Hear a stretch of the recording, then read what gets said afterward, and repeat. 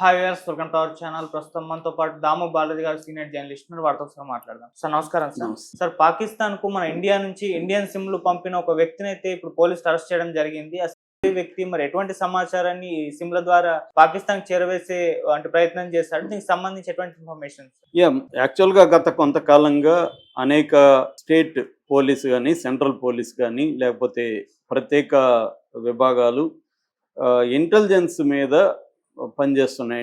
అంటే పాకిస్తాన్ ఇంటెలిజెన్స్ ఇండియాలో ఎవరోని ఎలా తయారు చేసుకున్నారు, వాళ్ళ నెట్వర్కింగ్ ఏంటి, అంటే ఎస్పినోజీ నెట్వర్క్ అంటారు. అంటే గూఢచారి వ్యవస్థ ఎలా ఉంది, ఎక్కడెక్కడ ఎవరెవరు ఎలా చేస్తున్నారు, దీని మీద నిఘా పెట్టి దీన్ని బ్రేక్ చేయాలనేది ట్రై చేస్తున్నారు.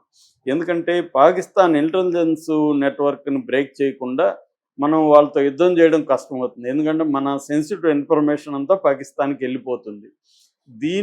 ఈ వ్యవస్థ ఎప్పటి నుంచో పాకిస్తాన్ ఐఎస్ఐ డెవలప్ చేసుకుంటూ వస్తుంది. ఇంతకు ముందు కూడా దీని మీద నిఘా పెట్టలేదని కాదు, పెట్టారు. కానీ ఇప్పుడు ఏంటంటే, ఇప్పుడు వాళ్ళకి మన యుద్ధం తర్వాత కొన్ని విషయాలు బయటకు వచ్చాయి. అదేంటంటే, చాలా విషయాలు మన మిలిటరీకి సంబంధించిన విషయాలు ఆల్రెడీ పాకిస్తాన్కి వెళ్ళిపోయినాయి. అంటే మిలిటరీ ఇన్స్టాలేషన్స్ ఎక్కడెక్కడ ఉన్నాయి, ఎక్కడెక్కడ ఎయిర్ బేసెస్ ఎలా ఉన్నాయి, ప్రత్యేక ట్రూప్స్ ఎక్కడెక్కడ ఎలా తిరుగుతారు, ఇదంతా వాళ్ళ దగ్గర ఇన్ఫర్మేషన్ ఉంది. అందుకనే వాళ్ళు 400-500 డ్రోన్లు ఉపయోగించి కరెక్ట్గా మన మిలిటరీ ఇన్స్టాలేషన్ మీద, ఎయిర్ బేస్ల మీద, కాన్వాయ్స్ మీద అటాక్ చేయడానికి ప్లాన్ చేశారంటే వాళ్ళ దగ్గర ఆల్రెడీ ఇన్పుట్స్ ఉన్నాయి. ఇవి ఎలా వెళ్ళాయి అనేది ఇవాళ సీరియస్గా మిలిటరీ దీని మీద గవర్నమెంట్ని హెచ్చరించింది. సో ఈ నెట్వర్క్ని బ్రేక్ చేయకుండా మనం రేపొద్దున మళ్ళీ పాకిస్తాన్తో వారు వస్తే మనం ఎదుర్కోవడం చాలా ఇబ్బంది అవుతుంది. ఈ నెట్వర్క్ కంప్లీట్గా, అంటే ఐఎస్ఐ వాళ్ళ ఇంటర్ సర్వీసెస్ ఇంటెలిజెన్స్ అనేది పాకిస్తాన్ యొక్క గూఢచారి వ్యవస్థ. ఆ వ్యవస్థ మన దేశంలో ఎలాంటి నెట్వర్క్ని ఏర్పరచుకుంటుంది అనేది బ్రేక్ చేయాలి. ఇప్పుడు ఏమైందంటే, సొఫిస్టికేటెడ్ సిస్టమ్స్ వచ్చేసాయి. గతంలో లాగా వాళ్ళే వచ్చి ఇక్కడ గూఢచారులు వచ్చి మన దేశంలో ఉండి సేకరించడం కంటే కూడా రకరకాల పద్ధతులు వచ్చాయి. ఇందులో ప్రధానంగా 3 పద్ధతుల్ని పాకిస్తాన్ ఉపయోగిస్తుంది. ఒకటేమో వీళ్ళకి డబ్బులు ఇచ్చి మన దేశంలో కొంతమందిని ట్రాప్ చేసి వీళ్ళకి డబ్బులు ఇచ్చి దాని ద్వారా ఇన్ఫర్మేషన్ తీసుకోవడం. రెండోదేమో హనీ ట్రాపింగ్ అంటే కొంతమంది అమ్మాయిలు మనకు పరిచయం అవుతారు. మనకు ఇప్పుడు ఫేస్బుక్లోనో ఇన్స్టాలోనో ఉంటాము. వాళ్ళు మనకి రిక్వెస్ట్ పెడతారు, మనం రిక్వెస్ట్ పెడతాము.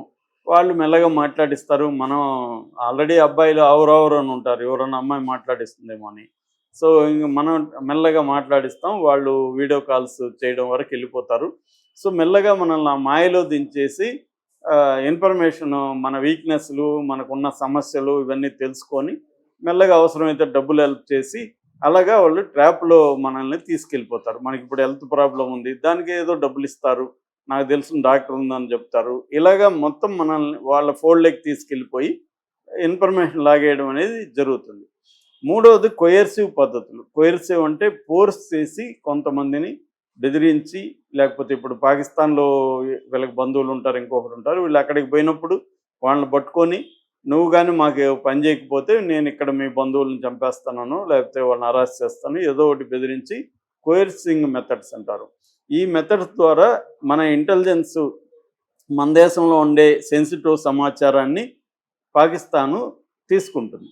ఈ నేపథ్యంలో ఏంటంటే రకరకాల అరెస్టులు మొదలుపెట్టింది. ఎన్ఐఏ కావచ్చు, ఏటీఎస్, యాంటీ టెర్రరిస్ట్ స్క్వాడ్, తర్వాత నేషనల్ ఇన్వెస్టిగేటింగ్ ఏజెన్సీలు, special police units, counter intelligence units, రకరకాల మన దేశంలో ఉండే ఈ ఇంటెలిజెన్స్కి సంబంధించి, ఈ స్పెషల్ టెర్రరిస్ట్ యాక్టివిటీలకు సంబంధించిన డిపార్ట్మెంట్స్ రంగంలో దిగి అసలు ఎక్కడెక్కడ ఇవి ఉన్నాయి, రెగ్యులర్గా పాకిస్తాన్తో ఎవరెవరు వెళ్తున్నారు, ముందు అది చూసారనమాట. అంటే వీసాలు, పాస్పోర్ట్లు చూసుకొని పాకిస్తాన్కి ఈ మధ్యకాలంలో ఎక్కువ సార్లు ఎవరెవరు వెళ్తున్నారు అనేది ఐడెంటిఫై చేయడం, వాళ్ళ మీద కన్నేసి పెట్టడం. సో వాళ్ళ సోషల్ మీడియా అకౌంట్స్ వాళ్ళని హ్యాక్ చేసి వీళ్ళు ఏమన్నా చాట్ చేస్తున్నారా అది. మొన్న సిఆర్పిఎఫ్ జవాన్ కూడా అలాగే పట్టుకున్నారు. అతను ఏప్రిల్ 17 వరకు అక్కడ పహల్గామ్లో డ్యూటీలో ఉన్నాడు. వీళ్ళకి ఆ సిఆర్పిఎఫ్లో ఆ ఏరియాలో ఉన్న వాళ్ళ మీద నిఘా పెట్టారు. సోషల్ మీడియాలో చేస్తున్నాడు. దాంతో ఇతను దొరికాడు. ఇతను సోషల్ మీడియాలో చేస్తున్నాడు. అతని అకౌంట్ మీద నిఘా పెడితే బ్యాంక్ అకౌంట్కి పాకిస్తాన్ నుంచి లేకపోతే విదేశాల నుంచి డబ్బులు వచ్చినట్టుగా తెలిసింది. దాంతో అతన్ని అరెస్ట్ చేశారు. అలాగా జ్యోతి మల్హోత్రా ఇలాంటి వాళ్ళ మీద కూడా ఇట్లాగే నిఘా పెట్టారు. ఇప్పుడు మన భయ్యా సన్నీ యాదవ్ కూడా అరెస్ట్ చేయడం వెనక ఇదే ఉంది. అంటే ఇతను 5 సార్లు పాకిస్తాన్ వెళ్ళాడు, అక్కడ ఎవరోడిని కలిశాడు, ఇతనికి ఏమైనా డబ్బులు వచ్చాయా, ఇది ఏదో కొంత వాళ్ళ దగ్గర ఇన్ఫర్మేషన్ లేకపోతే అరెస్ట్ చేసే స్థాయిలో చేయరు, వదిలేస్తారు. కాబట్టి మనవాడి మీద కూడా ఏదో కొంత డౌట్ అయితే ఉంది. అది నిజం కావచ్చు, అబద్ధం కావచ్చు, కానీ వాళ్ళకి ఏమాత్రం డౌట్ ఉన్నా వాళ్ళు తీసుకెళ్తారు. ఈ నిఘా అనేది ఎలా పెడతారంటే, ఒకటి హ్యూమన్ ఇంటెలిజెన్స్ ద్వారా, అంటే ఆల్రెడీ వీళ్ళకి ఇన్ఫర్మేట్స్ నెట్వర్క్ అలాంటిది ఉంటుంది. రెండోది సర్వేలెన్స్ ద్వారా, డిజిటల్ సర్వేలెన్స్ అంటారు. అంటే మనం ఇప్పుడు ఇలా ఈ మధ్యకాలంలో ఎలాగా ఈ మన పోలీసు డిపార్ట్మెంట్ దగ్గర సాఫ్ట్వేర్లు, హైఫై సాఫ్ట్వేర్లు వచ్చేసి ముఖ్యంగా ఇజ్రాయెల్ నుంచి తెప్పించుకున్నవి. అదేంటంటే సర్వేలెన్స్ సాఫ్ట్వేర్లు. మనం ఇప్పుడు నేను మాట్లాడేదంతా కూడా వాళ్ళు వినొచ్చు. నా ఫోన్లో కానీ వాళ్ళు ఆల్రెడీ ఇన్స్టాల్ చేసేసి ఉంటే మన డిస్కషన్ అంతా కూడా వాళ్ళు అక్కడ నీట్గా అది అంతా వెళ్ళిపోతుంది, డౌన్లోడ్ చేసుకోవచ్చు. అలాగా లేదు మనం ఏదన్నా సెర్చ్ కొట్టాము, మనం ఏ పని చేస్తున్నాం, కీబోర్డ్ అంటాం, కీబోర్డ్ యాక్టివిటీ మొత్తం రికార్డ్ అవుతుంది. సో లేదు ఫోన్లో ఏది జరిగినా రికార్డ్ అయిపోతుంది. సో అలాగా కూడా వాళ్ళు నిఘా పెడతారు. కొన్ని ఇప్పుడు గూగుల్లోకి వెళ్ళి మనం ఏదన్నా ఒక వర్డ్ సెర్చ్ చేసాము, అది పదే పదే మనం సెర్చ్ చేస్తున్నాం లేకపోతే ఏదైనా చూస్తున్నాం అంటే వాళ్ళకి వెళ్ళిపోతుంది, అలర్ట్ వెళ్ళిపోతుంది. ఈ అలర్ట్లో నుంచి ఎవరు రెగ్యులర్గా చూస్తున్నారు, ఎప్పుడో ఒకసారి అంటే ఓకే, కానీ రెగ్యులర్గా ఫాలో అవుతుంటే వాళ్ళకి డౌట్ వస్తుంది. అలాగా వాళ్ళు నిఘా పెడుతున్నారు, దాంట్లో ట్రాప్ వేస్తున్నారు. ఆ ట్రాప్లో అనేక చేపలు పడుతున్నాయి. సో ఇప్పుడు అలాగా లేటెస్ట్గా ఒక సంచలనమైన కేసు దొరికింది. అదేంటంటే మహమ్మద్ కాసిం అని భరత్పూర్లో ఉంటాడు. ఇతను భరత్పూర్ అంటే రాజస్థాన్లో, 34 ఏళ్ళు ఇతనికి ఒక ముస్లిం క్లర్క్ అని చెప్తున్నారు. క్లర్క్ అంటే అక్కడ మసీదులో పోయి ప్రేయర్స్ చేయడం అవన్నీ చేస్తాడనమాట. సో అతన్ని అదుపులోకి తీసుకున్నారు. ఎందుకు తీసుకున్నారంటే ఇతను ఆగస్టు 2024లో పాకిస్తాన్కి వెళ్ళాడు, మార్చి 2025లో పాకిస్తాన్కి వెళ్ళాడు. టోటల్గా 90 రోజులు పాకిస్తాన్లో ఉన్నాడు. దాంతో ఇతని మీద నిఘా పెట్టారు. ఎందుకంటే ఈ వీసాలు బట్టి నేను ఇందాక చెప్పినట్టుగా ఎవరెవరు ఎక్కువ కాలం పాకిస్తాన్లో ఉన్నారు అనేది లిస్ట్ తీసి వాళ్ళ బ్యాక్గ్రౌండ్స్ ఏంటి అనేది చెక్ చేసుకొని దాని తర్వాత వాళ్ళ సోషల్ మీడియా యాక్టివిటీస్ మీద వాళ్ళ ఫోన్ల మీద నిఘా పెట్టడం అనేది చేశారు. అందులో ఇతని మీద ఇప్పుడు అనుమానాలు వచ్చింది. ఇతను కన్ఫామ్గా ఇప్పటి వరకు ఇతను పట్టుకునింది ఎవరు అంటే Delhi police special unit cell అంటారు. స్పెషల్ సెల్ అంటే ఇలాంటి యాక్టివిటీల మీద ఫోకస్ చేస్తుంది ఢిల్లీ పోలీస్ విభాగం. ఆ విభాగంలో ఇతను దొరికాడు, డిజిటల్ సర్వేలెన్స్ దొరికాడు. దొరికిన తర్వాత ఇతన్ని అరెస్ట్ చేసి ఢిల్లీలో కోర్టులో ప్రవేశపెడితే కోర్టు ఇప్పుడు పోలీస్ కస్టడీకి ఇచ్చింది, ఇతన్ని విచారిస్తున్నారు. ఇప్పటి వరకు ఇతని దగ్గర దొరికిన సమాచారం మేరకి ఇతను చేస్తున్న ప్రత్యేక యాక్టివిటీ ఏంటంటే ఐఎస్ఐ వాళ్ళకి మన ఇండియన్ సిమ్ కార్డులని సప్లై చేస్తున్నాడు.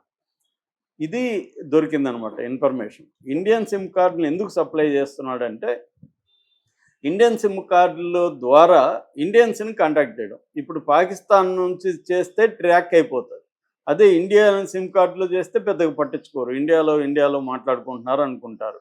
అందుకని మన ఇంటెలిజెన్స్ నెట్వర్క్ని బ్రేక్ చేసి ఇండియన్ సిమ్, ఇప్పుడు నాకు మామూలుగానే ఈ మధ్యకాలంలో మనం విదేశీ కాల్స్ని తీయొద్దనేది అందరూ చెప్తున్నారు, ఎందుకంటే మోసాలు జరుగుతున్నాయి, డబ్బులు కాజేస్తున్నాయి. సో పాక్ నెంబర్ అయితే అసలు తీయం ఇక్కడ ఎవరు, అందుకని ఇండియా నెంబర్ అయితే మనం తీస్తాం. ఇప్పుడు అలాగా మనల్ని ట్యాప్ చేయడానికి కోసం ఇక్కడ కొంతమందిని తయారు చేసుకోవడం కోసం, హనీ ట్రాపింగ్ కోసం ఇండియా నెంబర్. ఇప్పుడు ఎక్కడో నాకు ఒక అమ్మాయి ఫేస్బుక్లో పెట్టింది, తర్వాత అమ్మాయి నేను ఫోన్ చేయమన్నా, ఆ ఫోను ఎక్కడి నుంచి చేయాలి, నేను ఆ అమ్మాయి ఏం చెప్పింది, నేను ఢిల్లీలో ఉంటానని చెప్పింది అనుకో, నాకు పాకిస్తాన్ నుంచి వస్తే నాకు తెలిసిపోతుంది కదా, నెంబర్ నేను చెక్ చేస్తాను. సో ఇదేంది నువ్వు పాకిస్తాన్ నుంచి చేస్తున్నావు, నువ్వు పాక్ అమ్మాయివా, అయితే వద్దులే అని నేను ఆపేస్తా. కాబట్టి ఈ సిమ్ కార్డు ఉన్నింది అనుకో, పాక్లో కూర్చొని ఢిల్లీలో నుంచి మాట్లాడినట్టుగా నాతో మాట్లాడచ్చు. సో అలాగే నన్ను ట్రాప్ చేసేదానికి స్కోప్ ఉంటుంది అనమాట. అట్లా ఈ కాసిం మొహమ్మద్ కాసిం సప్లై చేస్తున్నాడు. ఇతనికి 90 రోజులు అక్కడ పెట్టుకొని ఈ 2 ట్రిపుల్లో ఐఎస్ఐ హ్యాండ్లర్సు ఇతనికి ఎస్పినోజ్లో, అంటే సమాచారం ఎలా కలెక్ట్ చేయాలి, ఎలా ఫోటోలు తీయాలి, ఎలా అక్కడున్న ఏజెన్సీల కళ్ళుగొప్పి ఎలా చేయాలి, ఇవన్నీ కూడా ట్రైనప్ చేశారనమాట. సో ఇతని పని ఏంటంటే, ఒకటి సిమ్ కార్డులు సప్లై చేయడం, 2 రాజస్థాన్లో మిలిటరీ ఇన్స్టాలేషన్స్, బార్డర్ ఏరియాలో ఎక్కడెక్కడ పోలీసు మోహరింపులు, ప్రత్యేక మిలిటరీ ఇవి హెడ్ క్వార్టర్స్ ఇవన్నీ ఎక్కడెక్కడ ఉన్నాయి, కాన్వాయ్స్ ఏమున్నాయి, ఏ రకాల తిరుగుతున్నారు, వాళ్ళ నివాసాలు క్వార్టర్స్ ఎక్కడెక్కడ ఉన్నాయి, ఇవన్నీ ఫోటోలు వీడియోలు తీసి వాళ్ళకి పంపించాలి. సో ఇది జరుగుతుందన్నమాట. అంటే మన మొత్తం మిలిటరీ స్థావరాలు, మన ఆర్మీకి సంబంధించిన ఎయిర్ఫోర్సు, నేవీ వీటికి సంబంధించిన ఇన్ఫర్మేషన్ని ఈ రకంగా వాళ్ళు తయారు చేసుకొని కలెక్ట్ చేస్తూ ఉన్నారు.